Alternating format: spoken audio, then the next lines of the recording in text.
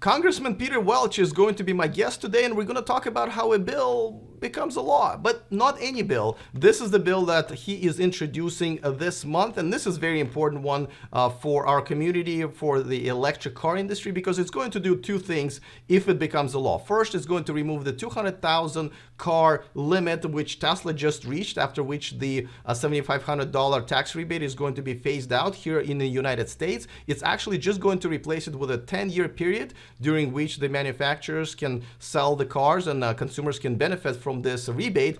But the second part is my favorite part, because for those people who may be a lower income and were not necessarily able to make as much money to be able to pay the $7,500 in federal tax, they're actually going to have an option of having this as an instant rebate when they're getting it from a dealership, which I really, really like, because if anything, these rebates should really be helping those who may not necessarily be able to afford these cars at their full price, as they're priced a little bit, up there right now as the new technology. So the congressman is going to be here just in a few minutes. We're going to talk about it, and we're going to start right now. Taking over the world, electrifying the world, electric. Thank you to those of you who are watching me on Patreon, and of course, if you're watching me on YouTube, welcome. If you want to stay up to date on everything that's going on in the world of electric cars, please consider subscribing so you don't miss anything moving forward. And of course, I want to remind everybody that this show is sponsored by Evanex, the aftermarket accessories for Tesla. There is a discount code in the description of this video. All right, let's talk about this HR 6274 bill, and let's talk to Congressman Welch. Congressman, welcome to the show. Great to be with you. Absolutely. All right, so this bill is pretty simple, and it kind of has two good parts that I like. Can you tell us a little bit about it in a nutshell? Well, in a nutshell, we need electric vehicles to be really widespread and available. And what this would do is extend the $7,500 tax credit, really important for consumers, for 10 years. It would take the cap of $200,000 off. And we need to do that because the number of the manufacturers that have been leaders are bumping up against that cap. So $7,500 would be extended for 10 years. The cap would be eliminated. We'd also give a tax credit for the charging stations. One of the big concerns of any electric vehicle driver is, can I charge it? And we've got to get that infrastructure in place. So those are the major things that we would do. And we would make this tax credit available at the point of sale. Right now, you have to wait until you file your taxes, so there's a significant delay. It's going to be much easier if that tax credit is allowed right when you buy the car. And that's my favorite part, right? Because that also takes care of some sort of unfair treatment of people who may be making minimum wage, or maybe were tough, they had a tough year and they didn't have a job maybe throughout their year. This way, they don't necessarily have to earn or pay this much money in federal taxes. This rebate will just become available to them pretty much right away through their dealership financing or the manufacturer. Well, you're right, and I'm glad you noticed that, because what it means is if you don't have $7,500 in tax liability, but somehow, some way you want to scrape together the money to buy this car, then what you could do is turn that over in effect to the dealer, who then could reduce the price by the amount of that tax credit.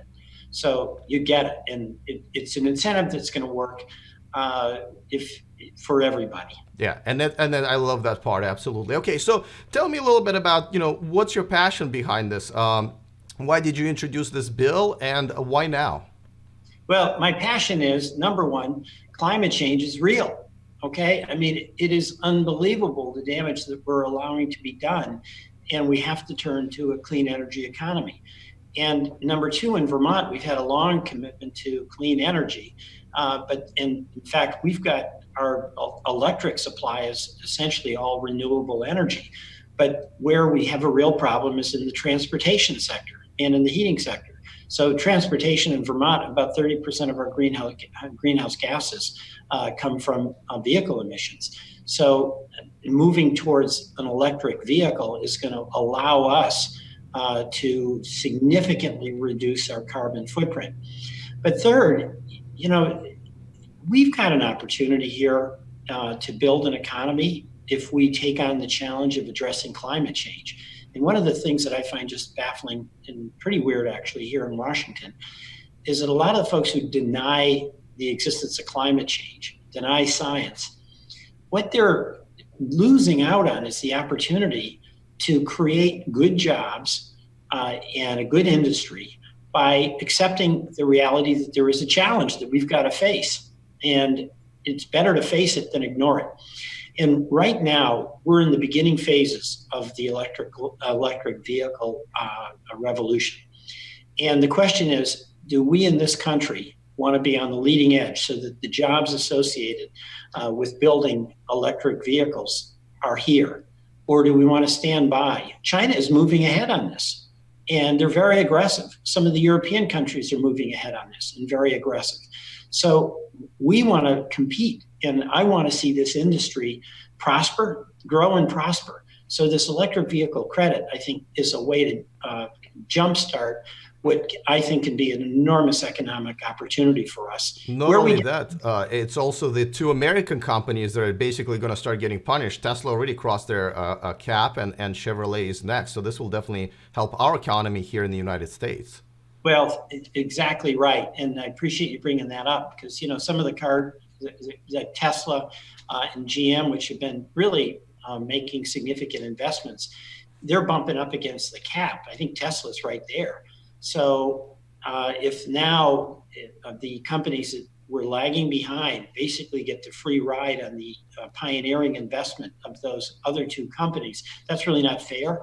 So taking the cap off, I think, is going to be fair to those manufacturers that have been on the forefront. Okay, that, you know, and that's awesome. I mean, just for the entire electric car community, and obviously for our manufacturers here at home. Listen, obviously there's an opposition to this bill. People who are, don't necessarily want to vote for it. Tell us a little bit, you know, who they are and what is their issue with this bill. Well, think oil.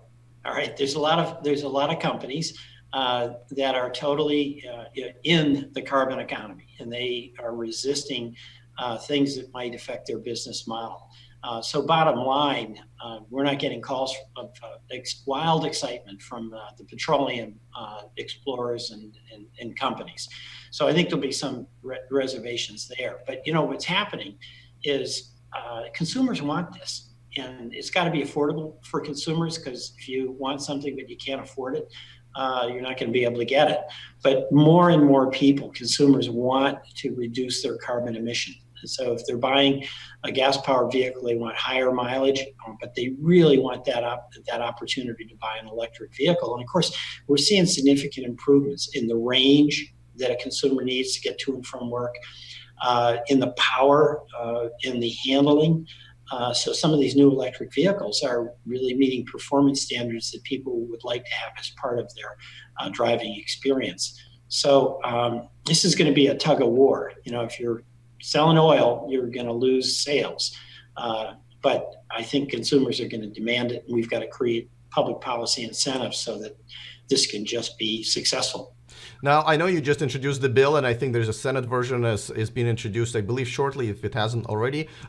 What do you think I know it's a tough political climate, unfortunately, right now in Washington. What do you think the chances are of this bill actually, you know, becoming a law? Well, I think it's obviously, as you point out, uphill in this Trump administration and this Republican Congress, where a lot of folks have been excited about Scott Pruitt, if you can believe that. I cannot. I can't either. Leaving the ethics aside, just his climate change denial is truly bizarre. But what I am seeing is among some of my colleagues a recognition that the people they represent want an electric vehicle. And number two, that there's real potential job growth if we can give a boost to the electric vehicle industry. So we may have an opportunity when there is, towards the end of the year, what they call a tax extenders package, to be able to get this provision included. But getting it on the table with the introduction of our bill in the House and a companion bill in the Senate is a step along the way to building the support that we need.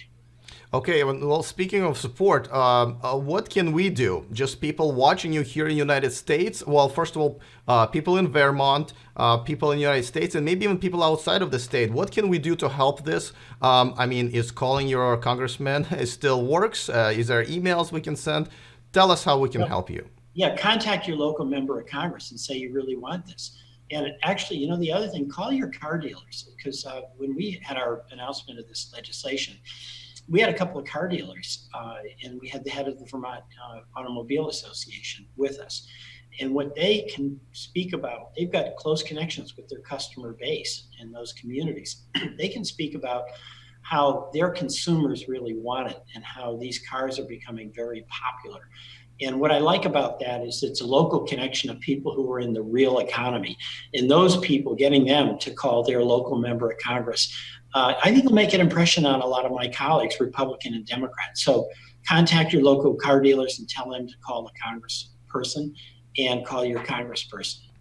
Excellent. Well, listen, I really appreciate this. Really, I mean, if somebody who is just about to buy an electric car and a plug-in car, this is definitely exciting news for me. I know a lot of people, you know, this will definitely help, not just those of us who are buying Teslas. Actually, it will help people who just want to get an affordable electric car. So thank you for that. I will definitely keep my eyes on it. We'll all root for it, and I'll make sure to pass the word to all of my audience to call their congressman, senator, and so forth. And actually, I've never heard this before, but I'll go to the car dealerships and let them know we want these cars and help with getting them. So thank you so much. That's great. And our car dealers are really important in this because they just see how popular it is and they want to make those sales. All right. Well, thank you so much for coming on such a short notice. I really appreciate it. Good luck with the bill. My pleasure. And you keep up your great work. Thank you. I appreciate it. All right, well, you've heard the congressman. Let's get on our phones, let's get on our emails, and let's visit the local car dealerships and see if we can make the difference. And actually, guys, we really can. You know, this is one of those things where we really can do this as a community. You know, writing letters and making phone calls actually does work. You know, if you're a U.S. citizen, definitely do this. If you're not a U.S. citizen, you know, go ahead and post something on your social media. Talk to somebody who you know who lives here and can call their congressman and so forth. Let's make it a full effort because, you know, even if you live outside of the United States, this is still important for, you know, especially manufacturers like Tesla that fully rely on this electric car movement to be, you know, moved forward and, of course, advanced as much as we can. And as we know, this rebate really does help. So please go ahead and get on the phone. I'm going to put some links in the description of this video for you guys to kind of figure out where you can call, where the dealerships are, and so forth. So let's do this together. I'm very excited. And of course, thank you to Congressman Welch for being a guest and taking the time out of his busy schedule to be here. Other than that, see you guys next time, and remember to stay charged.